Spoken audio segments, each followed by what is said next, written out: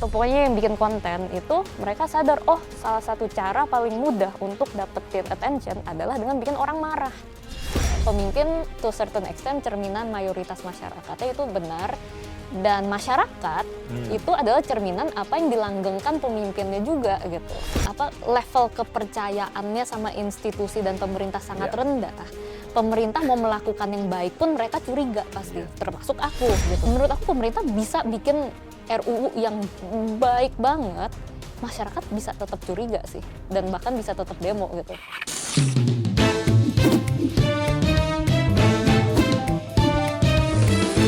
To the point aja. Halo Sobat Sindu, di era serba cepat, kita sering merasa tepat. Padahal, makin dekat dengan layar, semakin jauh kita dari nalar. Bagaimana anak muda bisa kembali berpikir jernih di tengah gaduh yang tak pernah berhenti? To the point aja, kita akan berbincang bersama seorang penulis dan juga co-founder What Is Up Indonesia, Abigail Limuria. Kak Abi, terima kasih telah hadir di To the Point aja. Sore Mbak Abi. Makasih udah undang. Ya. Nah, Ada aja kita berarti ya. betul. Ini hal yang menarik ya. Karena banyak sekarang di era serba cepat ini anak muda mulai terlihat gampang terpancing emosi tanpa memikirkan apa sih sebenarnya isu yang terjadi. Jadi mereka tuh lebih banyak ikut ke echo chamber. Jadi lebih banyak ke sana. Nah, kalau dari Mbak Abi sendiri, kenapa berpikir jernih itu jadi barang langka bagi generasi muda saat ini?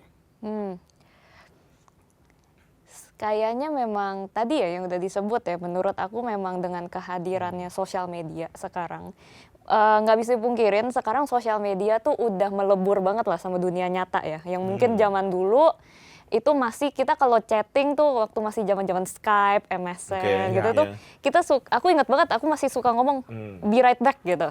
Terus itu kita cabut dulu. Sekarang udah nggak pernah ngomong gitu kan. Terus habis itu juga sekarang sosial media itu dulu Instagram nggak ada Instagram Story, habis itu nggak ada tuh Snapchat misalnya, sekarang apalagi TikTok gitu ya. Jadi sekarang sosial media dan kehidupan nyata semakin melebur, apalagi di kehidupannya orang-orang muda gitu. Dan oleh karena itu juga banyak yang mengkonsumsi berita, habis itu update-update soal dunia apa segala, atau bahkan edukasi itu dari sosial media. Nah mau nggak mau sosial media itu kan dibentuk oleh algoritma. Algoritma yang insentifnya adalah dia pengen kita tuh untuk mengkonsumsi sebanyak-banyaknya konten. Jadi emang didesain sama mereka yang mendesain itu untuk jadi adiktif gitu kan. Ya akhirnya itu menurut aku sosial media bukan medium yang akan mengencourage critical thinking atau pelan-pelan dulu nih, kita coba pikirin dulu, baru kita bereaksi, atau kita cerna dulu, hati-hati dulu gitu. Itu medium yang bikin kita secara instan pengen bikin decision gitu. Yang secara instan kita nyari dopamine hit lagi itu kan. Nah jadinya menurut aku di era informasi yang dimana informasinya dikonsumsi lewat medium yang seperti itu, attention span semakin kecil.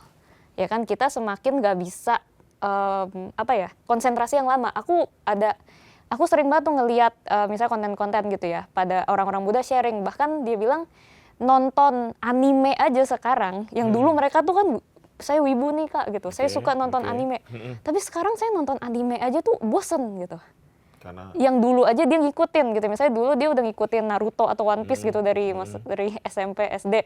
Sekarang ngikutin One Piece lagi, walaupun dengan animasi yang lebih bagus, udah nggak bisa konsen. Karena udah terlalu sering ngeliatin TikTok. Gitu. Nah, jadi kan dengan kayak gitu ya automatically berita apa segala ngikutin, coba dibikin lebih singkat, lebih bombastis, lebih eye-catching apa segala. Dan akhirnya semakin susah untuk dapetin attention. Akhirnya apa? Akhirnya para pembuat konten,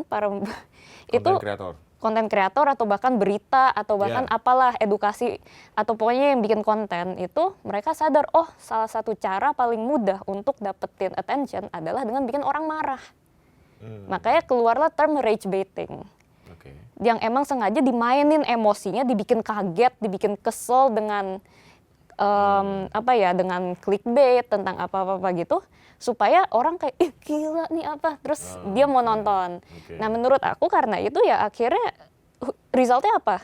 Ada generasi yang attention span-nya kecil, dia emang nyarinya yang instan, tidak terbiasa untuk mikir pelan-pelan, dan terbiasa dibikin marah gitu, disulut emosinya demi untuk didapetin attention-nya gitu. Jadi ya aku sih nggak heran deh gitu.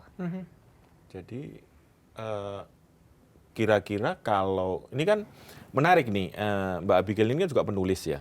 Artinya menulis buku, membaca buku itu kan sesuatu yang sangat mahal sekarang. Betul. Bagi anak muda gitu. Cuman ternyata laris juga ternyata ya. Iya, puji Tuhan. Ini gimana menghubungkan antara dunia yang memang sangat sulit pay attention untuk mengajak membaca buku. Iya. Ini menarik loh ini, menurut saya ya. Iya. Jadi memang itu adalah sesuatu yang aku kan nulis bukunya sama sahabat aku Kania Cita ya. Kita berdua kita benar-benar paham dan kita pas nulis buku ini kita paham bahwa cara kita ngebungkus bukunya, judulnya, marketingnya, itu semua tuh harus sangat-sangat intensional supaya bisa ngepenetrasi ke orang-orang mudanya banyak gitu ya. Soalnya benar bahwa susah nih untuk bikin mereka mau buy-in, apalagi biasanya konten aja gratis gitu kan. Ini kan buku harus bayar gitu. Nah, jadinya memang kita pertama dari judul. Judul penting ya. Kita involve. Jadi selama penulisan tuh kita di beberapa aspek kita sangat-sangat involve audience kita. Jadi misalnya kita bilang, kalian bisa kasih contoh case study nggak ke kita kalau misalnya begini-gini. Jadi beberapa case study yang ada di buku itu sebenarnya dari followersnya aku sama Kania. Abis itu kita bikin voting judul. Kalian pengen judul bukunya gimana? Itu sebenarnya kita bikin voting. Jadi melibatkan mereka ya? Iya, kita kasih opsi gitu. Dan judul buku aku kan Makanya Mikir. Banyak bilang, Kak nyolot banget, galak banget. Itu tapi yang di vote sama audience. Dan vote-nya tuh kayak, tau nggak yang ini, yang Makanya Mikir tuh yang banyak banget, kayak hampir 60%, yang lainnya dikit-dikit gitu. Pada suka yang galak gitu, pada bilang Kak emang harus galak Kak, biar orang nengok gitu dibilang ya. Biar, tadi yang disebut di atas, di depan tadi ya? Nah iya. Untuk pay attention harus galak? Digituin. Tapi abis itu aku alusin dengan, makanya ada subtitle-nya kan, panduan berpikir untuk hidup yang lebih bahagia. Jadi ada konteksnya ya? Iya, nah itu jadi salah satunya itu. Terus habis itu kedua, juga kita ketika book launching, kita sengaja, biasanya kan kalau orang book launching tuh kecil ya, di toko buku gitu, yang ngundang paling 50 orang, 100 tuh udah gede. Enggak, kita bikin event gede langsung. Waktu itu kita sampai yang datang 500 lebih, dan kita bikin acara, ada talk show, ada apa, pokoknya selebrasi pemikiran kritis. Kita undang Pak Ahok sama Pak Anies, dan waktu itu sempat ramai tuh mereka pelukan di peluncuran buku kita gitu kan. Terus ada Mbak Nana juga, terus ada beberapa sahabat-sahabat aku lah, Coki Pardede, Ferry Irwandi, segala. Kita bikin itu event yang meriah, supaya apa? Supaya orang ngeliat, oh buku nih udah bukan lagi niche yang cuman orang kutu buku yang baca, atau yang nerd doang yang baca, tapi ini buat semua orang. Ini event keren kok, yang mainstream gitu ya. Emang sengaja kita desain seperti itu. Tapi yang terakhir itu bukunya itu sendiri. Jadi buku mau dimarketingin sekeren apapun, kalau isinya jelek udah mati pasti gitu. Paling cuman kejual 2.000, abis itu nggak ada yang rekomen gitu kan, abis dibaca apaan nih gitu. Nah jadi isinya tuh kita perhatiin banget, bahkan banyak yang bilang kan buku ini nih gampang banget dibaca untuk pemula. Jadi banyak banget yang baru pertama kali baca buku berhasil nyelesain, karena emang aku desain dalam bukunya itu tuh ada banyak jeda, ada banyak apa, dari fontnya, dari size-nya, marginnya, ilustrasinya, layoutnya itu emang aku desain untuk ramah anak-anak yang otaknya udah keseringan nonton TikTok gitu. Emang gitu, sampai ada yang bilang, Kak otak saya yang biasanya nonton TikTok masih bisa nih, masih aman baca buku ini. Artinya gitu. Menarik. Anak-anak muda atau generasi muda yang selama ini sering diidentikan dengan bias kognitif, itu jadi tertarik membaca hanya Iya. karena layout itu ya. Iya, dan abis itu mungkin karena mereka udah tertarik, akhirnya mereka beneran baca dan mereka berhasil nyelesain. Banyak yang bilang, oh buku ini beneran ngebantu saya kak gitu untuk ngerapihin pola pikir saya. Terus case study-nya sangat relate, sangat mendarat, terus bahasanya juga keseharian, nggak susah gitu. Jadi akhirnya review-review itu keluar gitu kan, dan dari situlah makin banyak yang tertarik, Rekomen. FOMO, ikutan pengen baca Itu dan akhirnya ngeripel berapa sampai halaman? sekarang. 300, hampir 300. Pada 300, tapi mungkin banyak tulisannya tidak serapat buku-buku Enggak, emang untuk sengaja enggak gitu. kuliah S2, S3 gitu ya. Enggak. Itu kan ngelihatnya aja terintimidasi Iya, kan ya. iya, nggak lihatnya akan aja itu. udah, waduh, Iya. nggak mungkin selesai nih Emang kita baca. sengaja aku nggak mau bikin Oke. gitu. Jadi makanya emang dari dalamnya pun aku perhatiin. Tapi yang satu hal yang menurut aku menarik itu yang tadi kayak kita obrolin kan, bahwa sosial media nih bikin attention span Oke. semakin kecil apa segala, dan sebenarnya banyak banget orang muda tuh yang udah sadar itu, dan mereka tuh jadi kayak aduh, otaknya juga nggak enak sih, kayak aku nggak tahu ini Mas Pung segala pernah nggak nge-scrolling TikTok sampai berjam-jam sebelum tidur gitu, Sebenarnya kita atau Facebook? enggak, TikTok juga. Iya Aku dah main kan? TikTok itu, cuman kan kita ini karena bukan generasi yang langsung di Paham. digital. Itu begitu 5 menit itu udah selesai, aku Udah pusing ya? Stop. Memang sengaja stop. Udah kalau Udah begini bosen. terus. Karena kita sadar kalau begini terus ya nggak Bisa ada bahaya. hasilnya kan. Iya. Akhirnya stop. Karena gitu. kalau saya pribadi, banyak dari scrolling, misal Instagram ke TikTok gitu ya, termasuk Facebook pun, akhirnya membuat diri saya confirmation bias. Oh, Kok iya. saya seolah-olah mencari pembenaran apa yang ada Nah, dalam ini- benak saya sih. Gitu. Ini udah awareness-nya sangat tinggi ya Mas. Iya. Ini Iya, iya.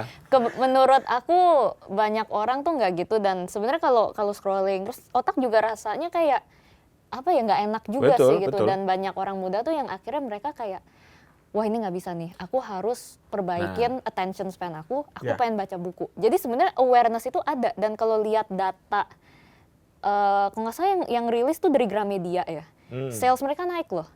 Iya. Sales mereka naik, dan Ketika niat bacanya naik COVID juga. ya, itu juga. Enggak, barusan. Barusan. Barusan Oh, oke. tahun ini. Tahun ini ya. Iya, jadi dan ternyata secara global pun Gen Z itu mulai baca buku gitu. Dan ada lagi kayak misalnya YouTube. YouTube yang kayak podcast kayak gini Ya, gitu ya, ya, yang betul. long form, Ha. yang sejam-sejam tuh mulai laku Mulai kan. laku ya, Karena oke. emang orang tuh udah capek gitu yang langsung pendek-pendek. pendek-pendek. Iya, jadi emang banyak yang aduh saya pengen memperbaiki nih gitu. Jadi emang lagi ada trennya ke sana. Nah, jadi buku ini Oke. nih sebenarnya lagi diminati juga. Artinya memang algoritma yang disetting untuk yang tidak pay attention itu ada titik jenuhnya ya di Benar. masyarakat. Menurut aku ini sekarang lagi Masanya. lagi nge-peak nih. Lagi jenuh ya. Jadi apalagi mungkin juga karena nggak sekarang ya COVID juga waktu itu ya. Sekarang tuh yang aku lihat justru komunitas offline community event gitu tuh kan yang lagi naik kan. Lagi naik ya. Iya, yang makanya kayak paddle, terus abis itu ada kan yang clubbing di coffee shop yang Ya. daytime gitu. Jadi emang nyari aktivitas di luar online itu Iya, gitu. iya. Nah, kaitannya dengan ini kan selama ini kita diberi pemahaman ya, sosial media itu tidak support untuk critical thinking, ya, berpikir kritis ya salah satunya. Karena kita selalu dikasih sesuatu yang sesuai dengan keinginan kita yang tadi. Sosial media itu. Ya, maksudnya konsumsi informasinya sepihak, tidak ada malas untuk konfirmasi dengan pihak lain. Nah, sekarang adalah bagaimana caranya agar tadi kan ternyata ada peluang nih untuk mereka masih bisa kok diajak baca buku. Artinya mereka itu masih bisa dong untuk meningkatkan daya kritis mereka lagi. Bisa, menurut aku justru kehausannya sangat Sangat tinggi. tinggi ya. Mereka sangat haus sebenarnya Oke. gitu. Cuman banyak yang mungkin nggak tahu harus mulai dari mana gitu ya. Nah, oke. Artinya apakah anak muda ini sudah mulai sadar bahwa selama ini mereka termakan algoritma? Menurut aku iya. Menurut aku generasi sekarang tuh sangat-sangat aware ya sama algoritma, sama echo chamber yang tadi dibilang, sama ketika seseorang tuh lagi coba menggiring opini mereka, Iya, sama betul. ketika sangat sensitif loh, mungkin karena mereka tuh tumbuh besar di sosial media ya, jadi Iya, emang iya. udah paham gitu loh.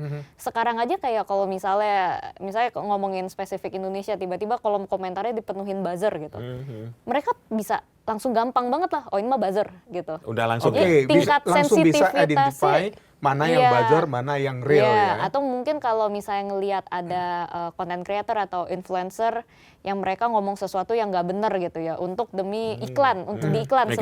Sebenarnya dia bayar, Oke, terus dia ngomong oke. itu, orang bisa tahu loh kayak, Langsung ini ya? kayaknya enggak deh gitu. Itunya sense-nya sangat sensitif gitu ya menurut aku. Nah, jadi mereka soal echo chamber, algoritma, gimana kita tuh sebenarnya ya hal-hal itulah itu mereka menurut aku sangat aware. Sangat aware di situ. Mungkin nggak semua, Ya. tapi semakin banyak yang aware ya. Saya tuh sering diingatkan juga ketika mungkin anak saya ya bilang, itu AI Pak. Nah, Itu iya. AI. Dia udah langsung ngerti, itu AI. gitu. Iya. Padahal kan kalau kita ini smooth banget kan, AI kan sekarang semakin nyata Iya, kan.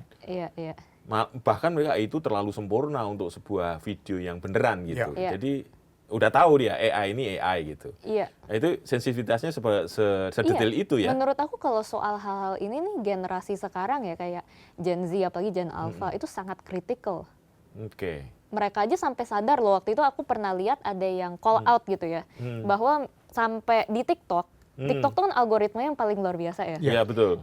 Sampai di TikTok tuh kalau misalnya kita bisa lihat konten yang sama, tapi ketika kita buka komennya yang paling atas itu tuh beda di setiap orang. Oh. Tipe komennya. Sampai itu tuh diatur algoritma TikTok. Iya, jadi misalnya ada konten soal matcha gitu atau soal padel lah, misalnya soal padel gitu ya.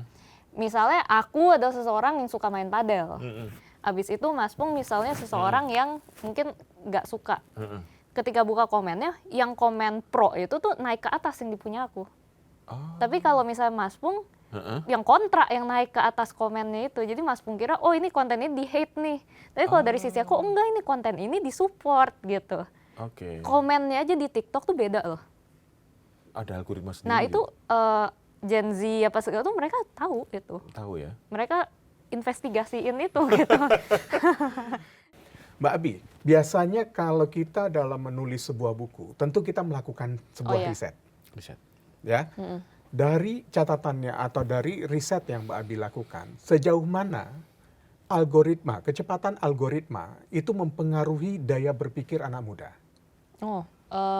Jadi buku aku itu kan sebenarnya soal framework berpikir atau mental models yang aku dan sahabat aku pakai sehari-hari untuk bikin keputusan-keputusan sehari-hari. Jadi kita pakai dari emang beberapa, ada yang referensi yang kita baca, kita pelajarin, habis itu kita modifikasi sendiri, ada yang kita bikin sendiri dan sebagainya.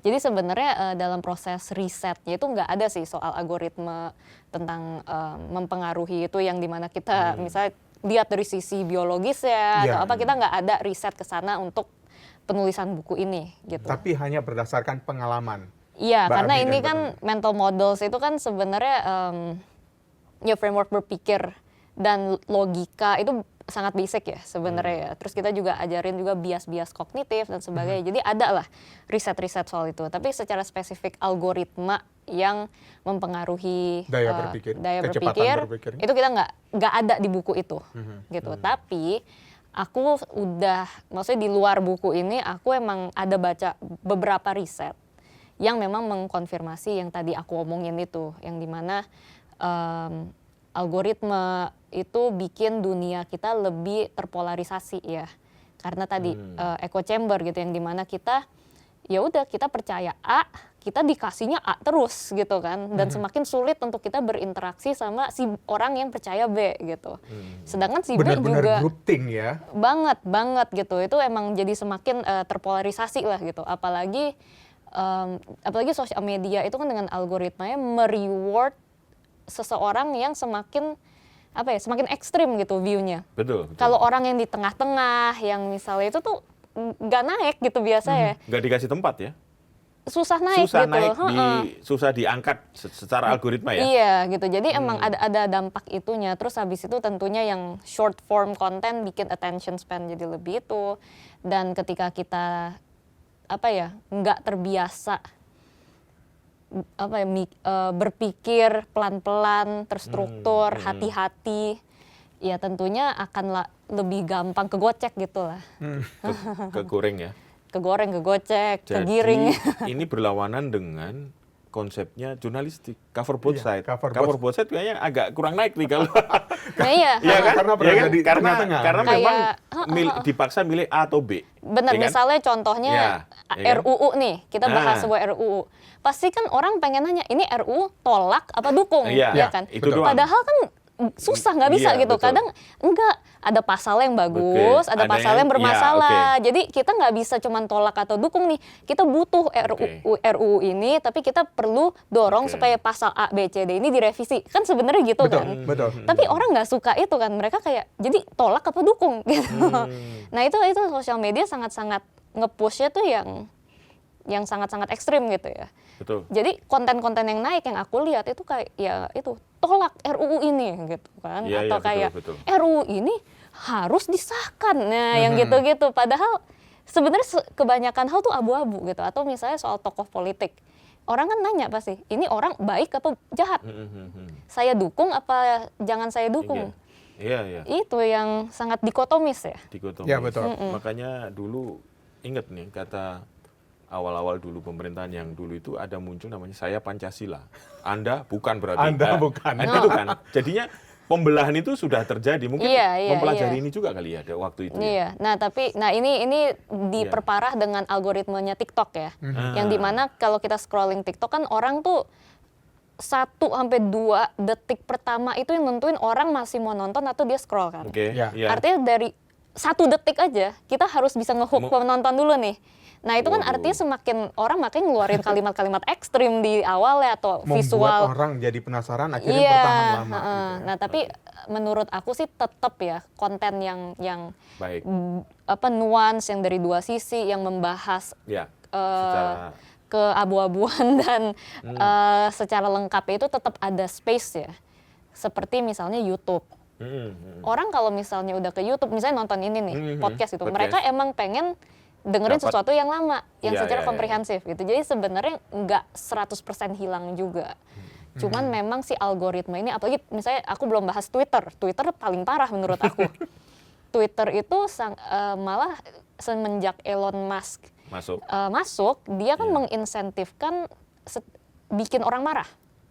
Ya. Karena apa? Dikasih duit semakin engagementnya tinggi kan. Engagement tinggi. Paling gampang bikin engagement tinggi apa? Ketika Ya, orang marah. lagi gebukin kamu di Ya, ya, Twitter, ya, lagi ya, marah-marahin kamu.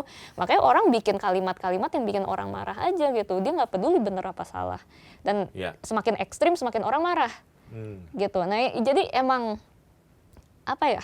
Algoritma yang emang didesain ngeinsentifkan pandangan-pandangan ekstrim ini nih ada gitu. Tapi ada juga platform yang masih memperbolehkan yaitu nuans dan diskusi. Oke. Dan audiensnya juga banyak yang masih mencari kok, yang masih berimbang itu konten-konten Jadi seperti kalau itu. gitu menurut Anda ancaman yang terbesar saat ini dari literasi itu dari mana?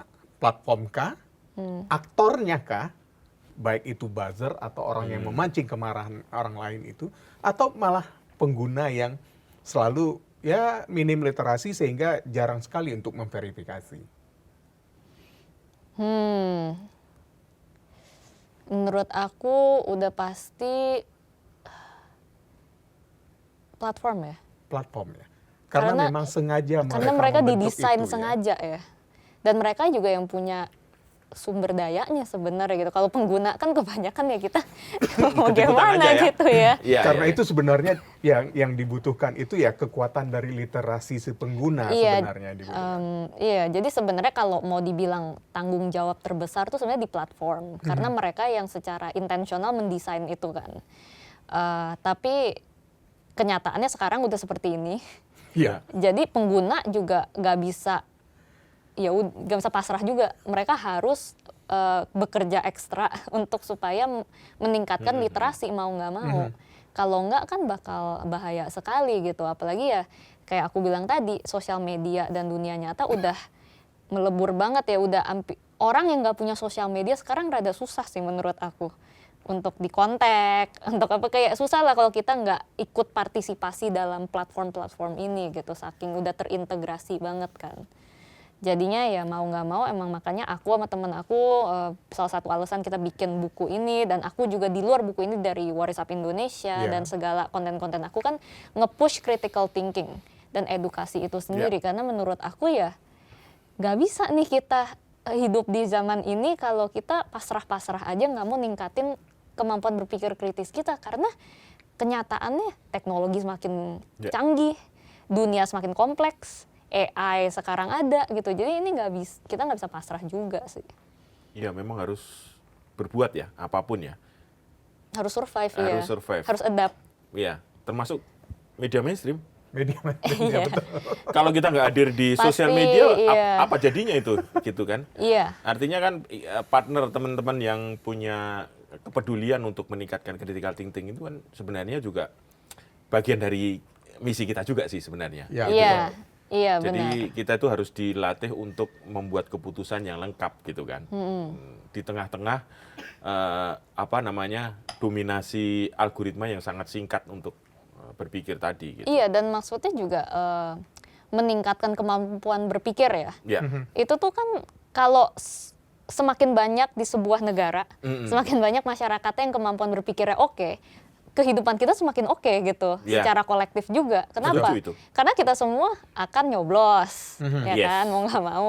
Terus nanti anak-anak ini juga akan tumbuh dewasa, jadi dokter, jadi guru, jadi orang tua, jadi pekerja apa segala. Yang gimana kalau misalnya tidak kompeten misalnya, gitu kan?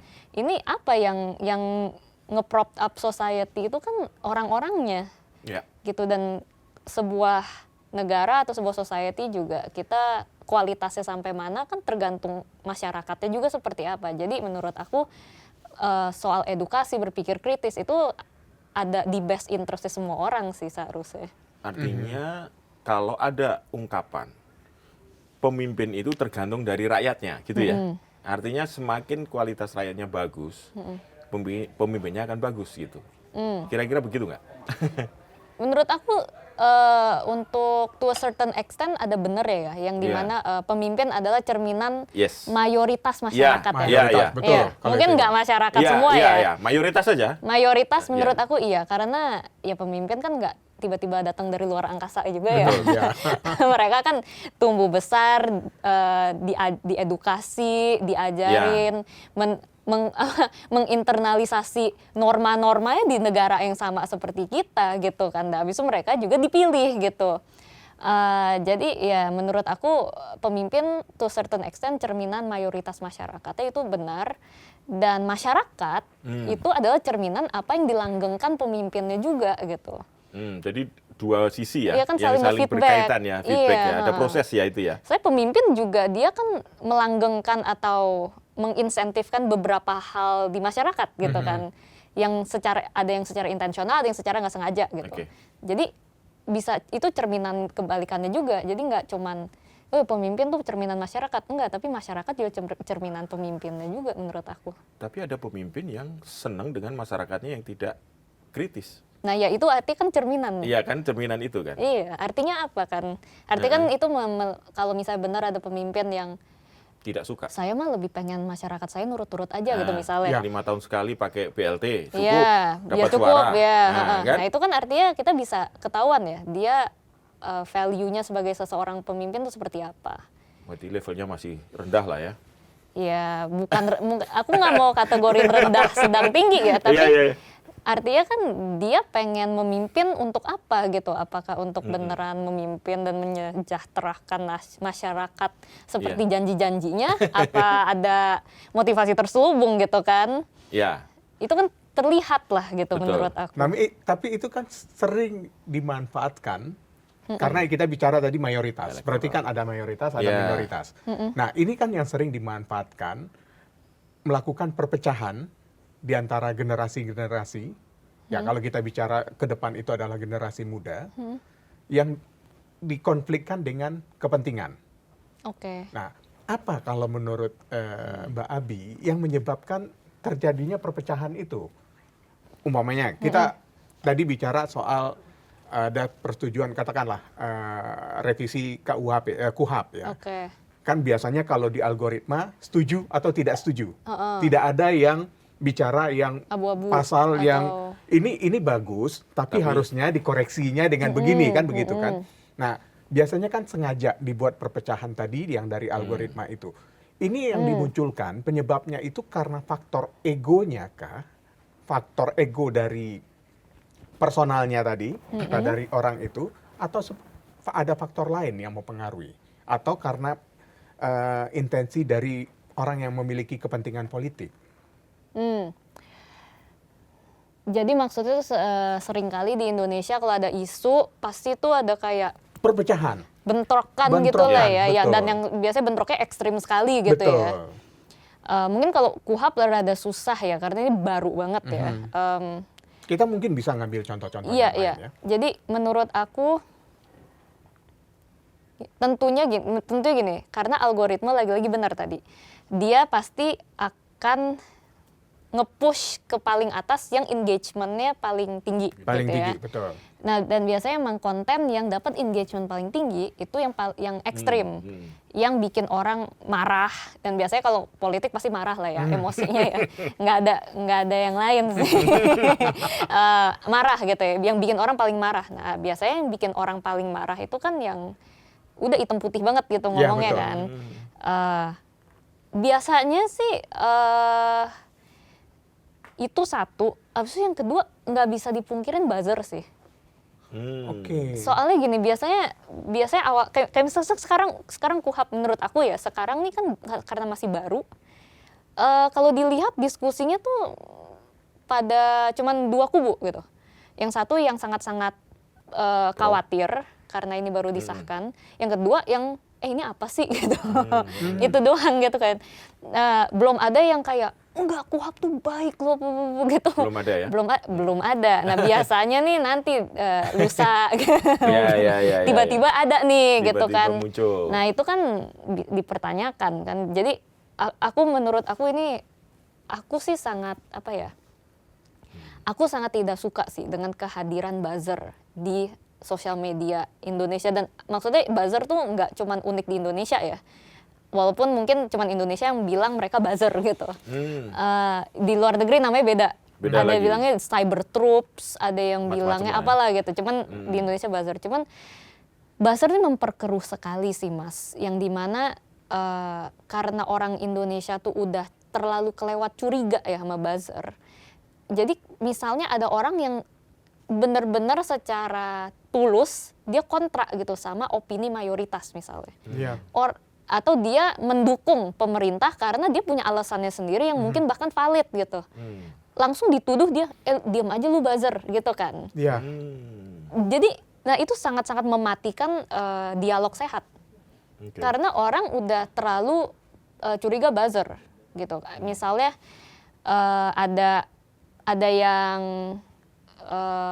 enggak kok, menurut saya beberapa programnya Pak Prabowo tuh sebenarnya bagus loh kalau misalnya dijalankannya tepat. Misalnya Iya, ada yang komen gitu.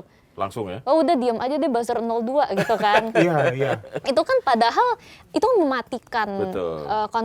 dialog gitu ya. Dialog. Kenapa? Ya karena kondisi sosial media yang udah toksik yang dibikin sama ya buzzer-buzzer yang emang sering di-hire ini gitu. Orang-orang jadi kelewat curiga satu sama lain nih, kita udah nggak bisa saling percaya, dan karena udah nggak ada kepercayaan itu udah nggak bisa punya dialog sehat gitu.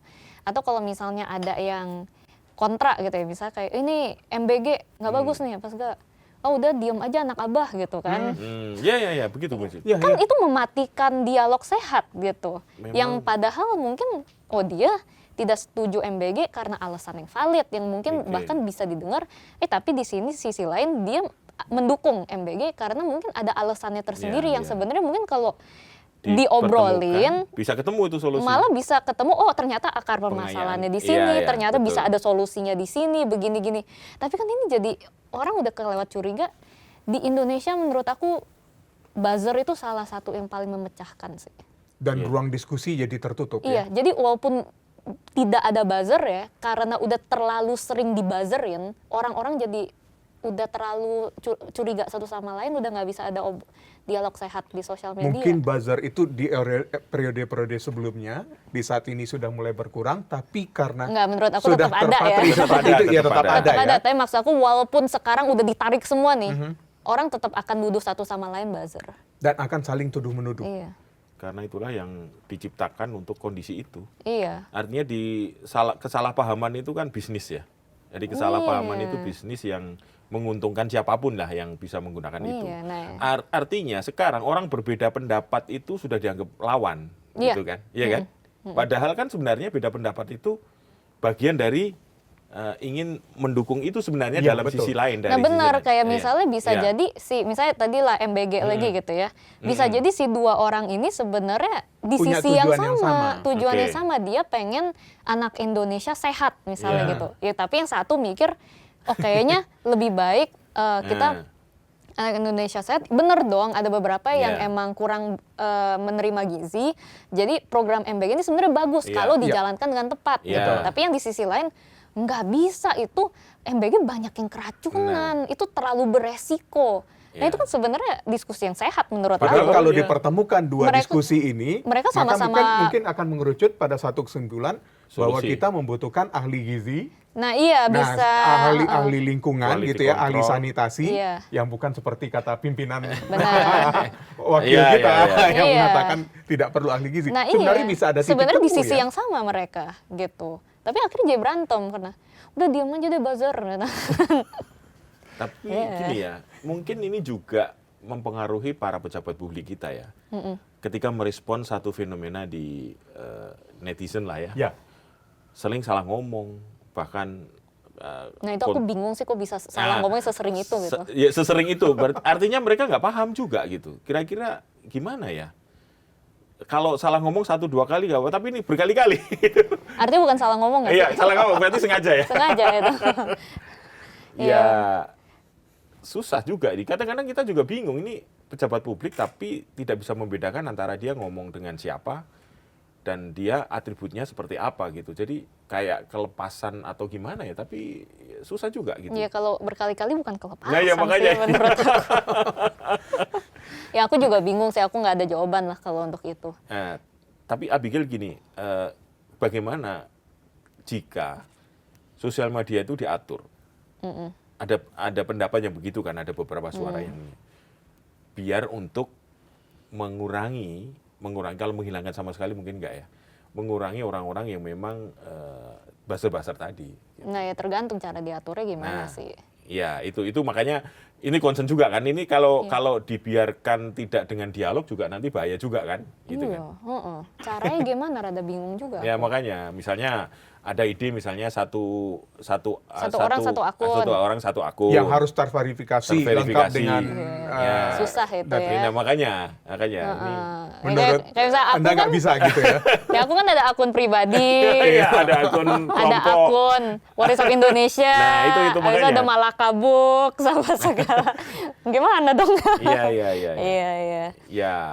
Ya mungkin secara pemikiran tapi mungkin perlu dipikirkan lagi bagaimana ngaturnya. Iya, iya. Aku aku sangat mendukung sih sebenarnya sosial media itu kalau misalnya bisa ada peraturan yang bikin sosial media lebih kok aman, Oke. terutama untuk anak-anak ya. Ya, anak-anak ya. Jadi kayak aku tahu beberapa di luar negeri kan ada batas umur ya di Usia. gitu. Ya itu aku sebenarnya oke gitu. Atau misalnya dibikin aturan supaya mengeliminasi buzzer gitu. Ya aku Oke. sangat terbuka untuk melihat gitu. Cuman ya lagi-lagi gitu tergantung cara diaturnya gimana sih menurut aku. Dan menurut aku ini selalu apa ya? Stucknya tuh selalu di sini gitu, yang dimana karena masyarakat juga level kepercayaannya sama institusi dan pemerintah sangat Iya. rendah, pemerintah mau melakukan yang baik pun mereka curiga pasti, Iya. termasuk aku gitu. Iya. Kayak misalnya pemerintah, enggak, kita pengen melindungi anak-anak gitu di Iya. sosial media, kita akan atur. Iya. Wah, kita kayak, Anda mau ngapain ini? Iya, Apakah betul. mau disensor? Apakah, Iya. tadi misalnya yang satu akun harus terverifikasi Iya. daftar gitu. Iya. Oh, ini untuk melacak saya nih kalau saya mengkritik gitu kan. Jadi Iya. padahal Iya, enggak iya. supaya nggak ada Iya, bots iya. misalnya. Tapi ya aku juga nggak bisa salahin masyarakat gitu ya, karena emang udah sering banget dikecewain pertama, dan level kepercayaannya emang belum pulih sih. Dan Jadi karena merasa sering dibohongi oleh Dibohongi. kebijakan-kebijakan yang tadinya Dan- berbalut benar. hal yang baik, akhirnya merasa Iya. muncul kekecewaan gitu menurut ya. aku itu, terus habis itu juga sering banget ngelihat tindakan koruptif ya kan, atau Ya. ngelihat implementasi yang pelin-pelan, yang nggak Ya. konsisten gitu ya, atau misalnya hukumnya tuh yang tumpang tindih, habis itu juga implementasinya nggak adil ke semua orang. Akhirnya kan kita jadi nervous gitu loh, kayak ya ini beneran untuk kebaikan apa enggak nih, atau nanti Iya. akan disalahgunakan gitu kan. Itu kan selalu gitu. Dan itu makanya kan sebenarnya kalau di negara demokrasi, salah satu aset terbesar negara itu sebenarnya kepercayaan masyarakat Ya. terhadap institusi. Karena tanpa kepercayaan, pemerintah mau gerak apapun tuh akan susah. Dan ini yang kita lihat sekarang gitu kan. Menurut aku pemerintah bisa bikin RUU yang baik banget, masyarakat bisa tetap curiga sih, dan bahkan bisa tetap demo gitu. Karena ya Ya. curiga gitu, nggak percaya, dan menurut Tapi aku nggak bisa disalahin juga. Apakah kecurigaan itu juga dipengaruhi oleh informasi-informasi yang seperti yang terjadi di Oh iya. Nepal atau Sri Lanka gitu ya, yang mana anak Informasi. mudanya bergerak karena sosial media juga gitu, sehingga yang mulai membatasi adat perilaku koruptif tadi Mbak Abi sampaikan gitu. Akhirnya mereka sangat skeptis sekali terhadap itu. Aku kurang tahu ya, cuman maksud aku tuh kalau misalnya tentang skeptisisme masyarakat terhadap pemerintah itu tadi karena udah berulang kali yang tadi aku Traumatik ya. bilang. Terus habis itu juga informasi, iya mungkin bukan yang dari Nepal atau sebagainya, tapi maksudnya banyak sekali akun-akun dan media-media yang mengkapitalisasi sensasi kan, Ya. yang artinya misalnya aku sering banget sih lihat misalnya pejabat, dia sebenarnya ngomongnya kalau nonton full tuh ya oke lah gitu. Tapi habis itu diambil Potongan-potongan. terus digoreng gitu Digoreng, kan. betul. Akhirnya masyarakat, wah ini orang kok ngomong kayak gitu. Iya. Ya, itu mempengaruhi juga sih menurut aku, amarah, terus ketidakpercayaan, dan I mean, maksudnya selalu yang naik kan berita buruk ya, bukan berita baik. Saya susah naik ya. Kan selalu bad news is a good Bad news is good news ya gitu, kayak jadi orang tuh ngeliatnya ini pemerintah kok kerjaannya bikin marah terus ya, padahal mungkin ada juga yang kerja Yang benar, baik, ya. tapi kan itu nggak ke highlight. Nah jadi karena asimetris informasi itu juga mempengaruhi, iya menurut aku. Jadi faktor internalnya lebih kuat ya, mempengaruhi tingkat ketidakpercayaan publik terhadap pengambil keputusan. Gitu ya. Iya. Jadi Iya yang tadi itu. Kalau ada faktor dari luar itu ya pemicu Enggak tambahannya, sih. nggak terlalu ya. Menurut aku enggak Ya, terlalu ya. tetap mereka akan melihat bagaimana perilaku di sini gitu. Ya. Palingan menurut aku justru dari luar itu kalau ngelihat dia ngebandingin ya. Oh gila, di luar ternyata Lebih APBN bisa dipakai untuk ini ya gitu. Betul. Atau Ya. oh ternyata di luar tuh pemerintahnya bisa komunikasi begini sama masyarakat. Oh ternyata pemerintah luar tuh kalau misalnya berpidato bisa berbobot ini ya. Nah itu kayak mereka kebanyakan ngebandingin aja sih menurut aku. Dan itu ya tentunya bikin membentuk judgement sendiri juga terhadap pemerintah ini. Jadi ya dibanding-bandingin lah, sama aja kayak orang tua ngebanding-bandingin anak gitu misalnya sama anak tetangga kan. Ini Ya, sekarang contohnya pidatonya wali kota New York dengan wapres kita gitu ya. Iya, dibanding-bandingin. Ya, Ya, ya jatuh. skill bahasa Inggrisnya. Ya bumi dan langit lah ya, kira-kira Ya, ya. dia kan dari lahir. Dari lahirnya sudah kurang adil berbahasa ya. Inggris. Itu nggak adil lah itu Iya. menurut aku. Ada yang bandingin juga nih, ini lucu-lucu juga netizen ini. Inilah pidato bahasa Inggris presiden pertama sampai presiden ke-8 gitu. Nah, itu lebih fair itu menurut itu lebih aku. fair ya. Iya, Oke. iya. Iya. Masa wali kota bandingin wapres kan enggak ini. Sementara yang wali kota itu dari kecilnya, dari lahirnya udah Cuma berbahasa bisa Inggris. itu mungkin gitu. Ya tapi nggak tahu kalau dia mungkin bisa yang lain, bisa beberapa bahasa. Oke, ya. Iya. kalau kita ingin memperkuat ya kemampuan literasi anak muda kita, generasi muda kita agar berpikir lebih kritis lagi. Ini lagi-lagi kita berbicara untuk kemaslahatan negara, kemaslahatan bangsa. Apa sebenarnya yang harus dilakukan oleh anak muda kita? Ya, menurut aku harus belajar soal logika sih, soal kerangka berpikir. Itu mau nggak mau ya, emang kita harus mempelajari itu gitu. Terus habis itu yang kedua juga sering sering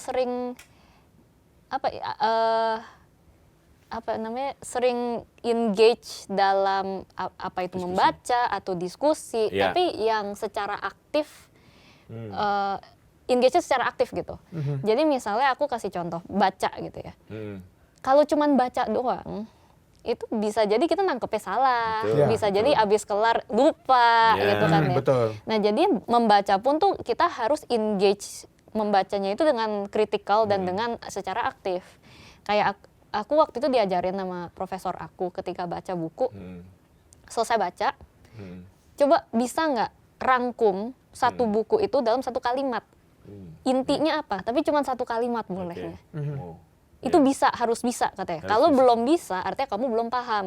Oke. Gitu. Iya. Nah, itu terus habis itu aku harus kasih 5 pertanyaan yang dimana aku nggak setuju sama dengan buku itu. Oke. Kadang kan kita udah kesemsem sama penulisnya, kayak betul. wah ini orang betul. pinter banget, Iya. keren banget, saya setuju semua. Nggak boleh katanya, Nggak nggak boleh, mungkin nggak. kamu setuju semua, Karena itu itu yang halaman sering terjadi, banyak. confirmation bias itu yang sering Nah, terjadi. aku disuruh kamu pikirin 5 setidaknya gitu. Nah itu jadi dengan kita mikir kayak gitu kan kita engage dengan secara kritikal gitu ya.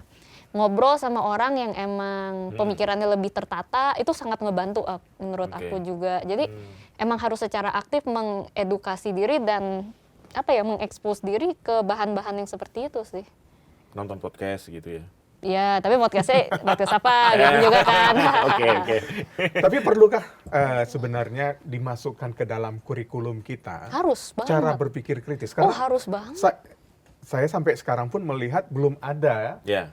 satu mata pelajaran yang Critical mengajarkan thinking. Oh, mulai dari ya kan karena berpikir kritis itu ya critical thinking itu kan harus dibina dari kecil kan Iya, iya, sebenarnya. Nah itu kan tidak ada di dalam kurikulum, wajib kan kalau menurut Mbak Abi? iya dong, tentu. Dan maksudnya Ya misalnya Mbak Abi tadi aja sampai profesornya Ya, yang harus mengajarkan. mengajarkan Iya. itu. Iya, menurut aku belajar berpikir kritis seharusnya di sekolah gitu Iya ya. betul. Seharusnya bukan belajar dari content creator gitu. Iya, betul. Karena nah iya, tapi maksudnya bukan berarti harus ada mata pelajaran berpikir kritis gitu. Tapi berpikir kritis tuh harus dimasukkan ke semua pembelajaran, Mata Ke semua pelajaran. mata pelajaran. Kayak yang tadi aku belajar soal cara baca itu kan aku itu di kelas bahasa Inggris. Jadi aku kan disuruh baca beberapa buku gitu. Nah, itu cara membacanya Oke. disuruh begitu. Oke. Aku waktu itu ada ambil misalnya kelas sejarah. Nah, sejarah jangan cuma menghafal tahun gitu ya, Iya. tapi Apa ditanya. peristiwanya? gitu. Ditanya kenapa ini bisa jadi begini gitu. Iya. Kalau misalnya pola ini terjadi di zaman sekarang, menurut kamu outcome-nya sama apa enggak? Nah, pertanyaan-pertanyaan kayak gitu kan sebenarnya memantik kita berpikir kan, untuk kita mikirin ini implikasinya apa, ini aplikasinya apa, ini konteksnya di konteks yang berbeda seperti apa, ini batasannya ini bisa bener sampai gimana, ada nggak outlier atau hal-hal yang nggak bisa dijelasin dengan teori ini gitu. Kayak misalnya aku matematika aja tuh aku waktu itu disuruh bikin aku dikasih kayak permasalahan gitu. Coba kamu bikin rumus matematikanya sendiri untuk mecahin itu. Jadi bukan yang ngafalin rumus, tapi kamu bisa nggak nemuin rumus sendiri gitu misalnya. Jadi di setiap pelajaran tuh harusnya diinfuse dengan hal-hal yang memantik pemikiran kritis. Soalnya ya kita kan harus terus bisa mempertanyakan sesuatu, harus bisa adaptasi, harus terus bisa memecahkan permasalahan kompleks di dunia ini gitu. Kita nggak bisa cuman modal bisa ngingetin tahun terus bisa beroperasi di dunia yang secok kompleks ini gitu kan. Jadi kalau menurut Mbak Abi, kira-kira level berpikir kritis masyarakat kita seberapa ini? Aku nggak bisa bilang ya, soalnya ini kan masyarakat luas sekali ya. Gen Z lah. Gak bisa. Nggak bisa juga nggak ya? bisa, soalnya kayak bahkan di Jawa sama di Sulawesi aja mungkin bisa beda apa gitu. Cuman mungkin kalau mau lihat snapshot secara general banget gitu ya, kita bisa lihat aja perdebatan yang terjadi di sosial media sih. Iya. Aku sering banget ngeliat kalau misalnya debat di sosial media itu tuh bukan debat substansi yang dimana kayak menurut aku gini, oh nggak menurut Dasarnya aku begini. ini nggak bisa begini karena gini. Kayaknya nggak gitu deh, ini gini, itu jarang banget, hampir nggak ketemu. Yang sering ketemu gini, terus ada yang ngomong, lah nggak bisa gitu dong, artinya gini. Terus yang ini bilang gini, maksud gue bukan itu, maksud gue ini. Terus yang ini ngomong lagi, lah gue juga maksudnya bukan itu, maksud gue gini. Jadi pada membetulkan, maksud gue bukan ini. Jadi bahkan nangkep argumen satu kalimat aja tuh banyak yang masih salah gitu aku ngelihat. Jadi terminan itu yang kira-kira masih perlu ya maksud aku kan kayak sosial media tuh yang paling gampang kita ngelihat tanpa batasan pulau dan sebagainya gitu kan, yang bisa mereka ngerompok di sana. Jadi harusnya ruang diskusi itu jangan di sosial media lah ya.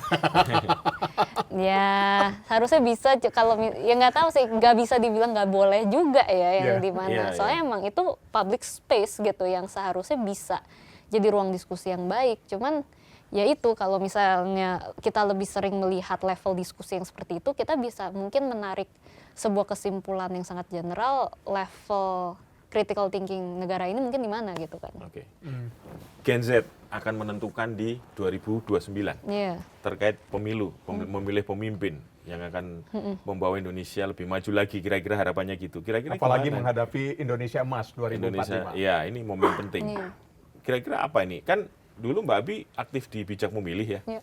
Nah, kira-kira apakah sudah akan ada tahapan-tahapan lagi untuk gerakan menuju ke itu, untuk mendidik Gen Z semakin kritis?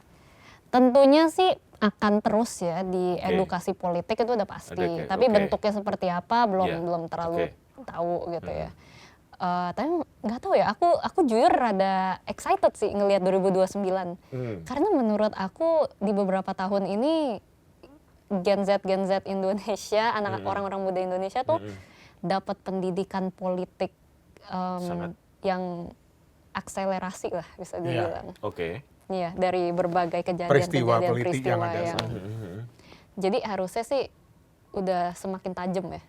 Semakin cepat untuk menuju ke sana. Semakin matang lah ya. Semakin matang, semakin paham peran mereka, semakin ngerti demokrasi itu begini. Optimis. Nggak tahu kalau ini siapa nih, orang-orangnya atau aku? Orang-orang mudanya, anak-anak itu mudanya. enggak sih. Enggak juga. Oke. Menurut aku pada level optimis lagi turun banget sih jujur. Sangat turun banget. Aku optimis. Tapi yang setelahnya Mbak Abi belum tentu juga gitu. Aku sih ngelihat kondisi orang-orang muda Indonesia sekarang lagi sangat-sangat nggak optimis ya. Tidak optimis. Dan menurut aku sangat bisa dimengerti.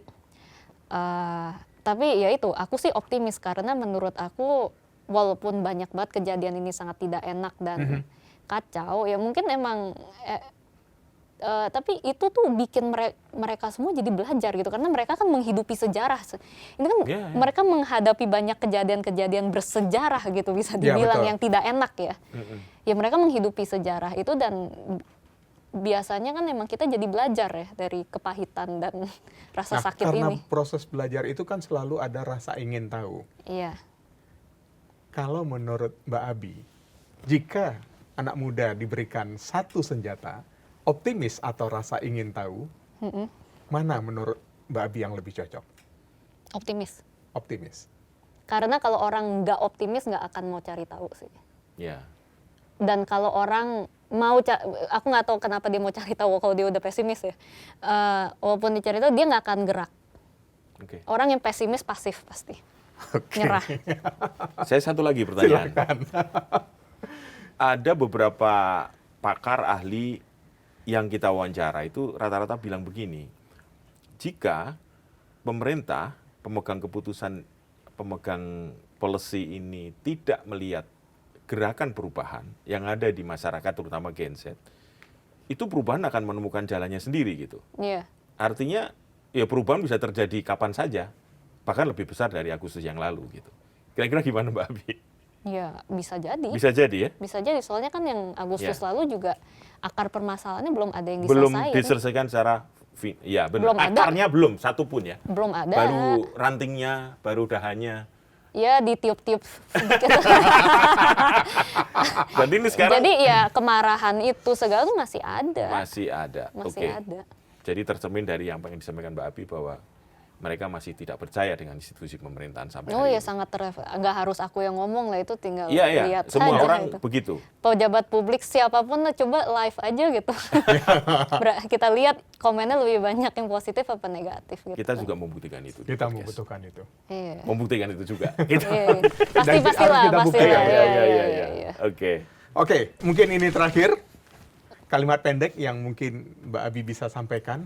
Bagaimana kita harus membangun berpikir kritis dengan situasi yang saat ini rasa kepercayaan itu sangat besar daripada rasa ketidakpercayaan itu sangat besar daripada rasa kepercayaan pada pemerintah, pada negara. Sebenarnya membangun, justru ketika rasa percaya itu sangat tinggi, itu harus dijadiin motivasi ya untuk bisa belajar berpikir lebih kritis. Iya. Karena satu-satunya supaya nggak bisa dibohong-bohongin Ya. mereka, ya supaya ya kalian harus bisa berpikir dengan kritis gitu. Jadi seharusnya sih sekarang ini adalah wake up call juga bahwa kita kemampuan berpikir itu sangat penting untuk kita bisa nggak cuma survive tapi menang di hidupan ini gitu ya. Untuk kita bisa identifikasi akar permasalahan, kita bisa identifikasi siapa sebenarnya kawan kita, siapa yang sebenarnya ada di kubu kita, gimana cara kita bisa berkomunikasi sama mereka, apa sih kira-kira solusinya. Itu semua diperluin gitu, kreativitas, perpikiran kritis untuk bisa menghadapi masa yang sekarang yang bisa dibilang lagi nggak terlalu mudah gitu ya. Ya. Jadi aku sih optimis ya, karena semua nggak ada growth atau pertumbuhan yang terjadi tanpa rasa sakit. Dan menurut aku sekarang rasa sakitnya lagi lumayan terasa. Betul. Jadi seharusnya ada banyak banget pembelajaran yang bisa kita dapetin secara kolektif. Ada banyak kedewasaan yang muncul juga. Dan ini saatnya untuk kita semua ya untuk tumbuh gitu. Ya. Oke, baik. Terima kasih. Sobat Indo, suara boleh lantang, tapi nalar jangan hilang. Kalau tak hati-hati, kita cuma jadi penonton di negeri sendiri. Saya Ike Kesupa pamit. Saya Pung Purwanto. Sampai jumpa di 7 poin berikutnya. Terima kasih, Mbak Abi. Terima Mbak kasih Abi. Mas Po, Mas Ika.